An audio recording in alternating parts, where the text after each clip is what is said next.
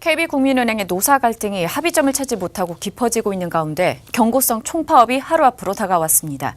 노사는 여전히 이견을 좁히지 못하고 있어서 파업 가능성이 높아지고 있는데요. 자세한 소식은 경제팀의 이순영 기자와 짚어보도록 하겠습니다. 네, 이 기자. 국민은행 파업이 초일기에 들어갔습니다. 네, 그렇습니다. 이 국민은행 노조는 지난해 12월 27일 총파업 찬반 투표를 통해서 파업을 결의하고 8일인 내일입니다. 네. 내일 파업을 단행하겠다 이렇게 예고한 상황인데요. 임금 피크제와 성과금 등 여전히 임단협 갈등의 합의점을 찾지 못하면서 현재 긴장감이 고조되고 있는 상황입니다.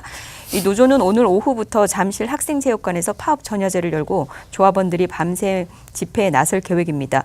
또 내일 하루 경고성 총파업에 이어서 설 연휴 전인 이번 달 31일부터 다음 달 1일까지 2차 파업을 하는 등 5차 파업 계획까지 하고 있는 상황입니다. 네, 임단협 안건 등을 두고 주말에도 릴레이 협상에 나섰는데 여전히 좀 이견을 보이고 있다 전해지고 있습니다. 현재까지 진행 상황은 어떻습니까? 네, 노사 간 협상이 안개 속을 걷고 있는 상황입니다. 네. 이 파업을 경고하고 있는 상황에서 네. 이 사측 같은 경우에는 임원진들이 뭐 일괄 사표를 하겠다 이런 내용도 있었고 또 오늘 또 허인 국민은행장이 담화문을 발표하기도 했는데요.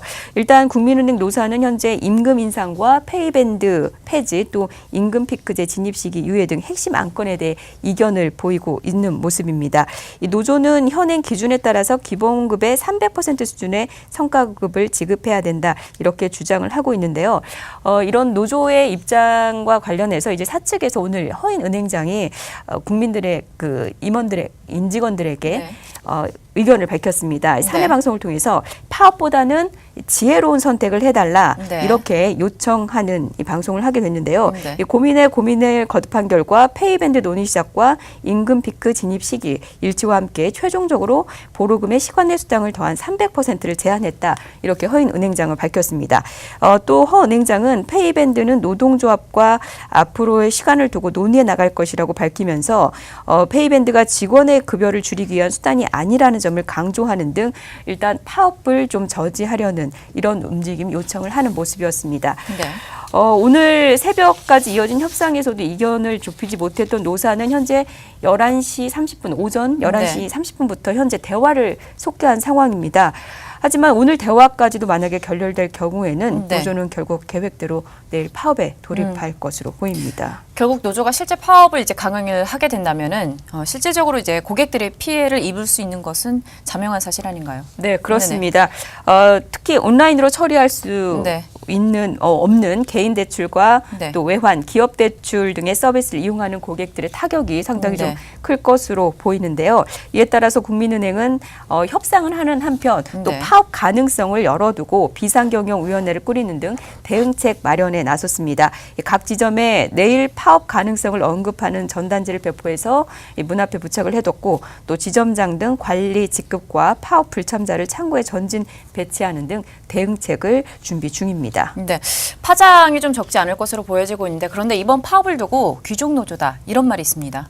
네, 그렇습니다. 이번 국민은행 노조의 총파업은 19년 만의 일인데요. 하지만 이를 바라보는 국민들의 시선은 곱지 않은 상황입니다.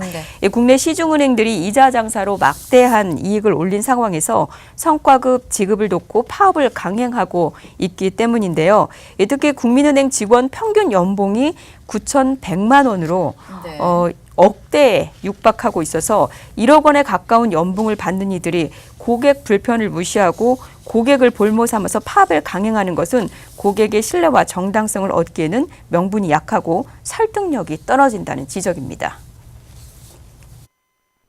급여도 높고 굉장히 처우가 좋고 우리나라 최고의 그런 은행이라는 직장에서 근무하는 자부심과 긍지까지 생각하면 상당한 보상이 주어지고 있는데 여기에서 더 나아가서 다른 국민들은 힘들어서 어려워지고 있을 때 혼자서 더 많은 것을 챙겨야 되겠다라고 나서는 것이 과연 그 다른 국민들의 지지를 얻어낼 수 있을지 좀 우려가 되고요. 만일 이런 식으로 고객을 힘들게 만들고 파업의 결과 고객들이 실망을 하고 다른 은행으로 갈아타거나 옮길 경우에는 리딩뱅크 이미지도 무너지고 브랜드 가치도 떨어지면서 노조가 재발등 찍기를 한다는 비판도 받을 수 있다고 생각이 듭니다. 사실 이러한 우려는 현대차에서 찾아볼 네. 수가 있는데요. 이 현대차는 총파업으로 인해서 최악의 3분기 성적표와 함께 경영 위기에 빠진 상황입니다. 네. 노조가 고임금의 작업시간 준수를 외치면서 한 대당 마진이 높은 상용차의 판매 부진은 결국 현대차의 실적 악화를 불러온 주요 원인으로 꼽히고 있는데요. 이를 반면교사 삼아서 과연 자신과 또 은행을 위한 진정한 이익이 어떤 것인지 국민은행의 노사가 함께 좀 되돌아볼 필요성이 있어 보입니다. 네, 초읽기에 들어간 국민은행의 총파업 계속해서 타결을 이겨낼 수 있을지 계속해서 지켜보도록 하겠습니다. 이순영 기자와 함께했습니다.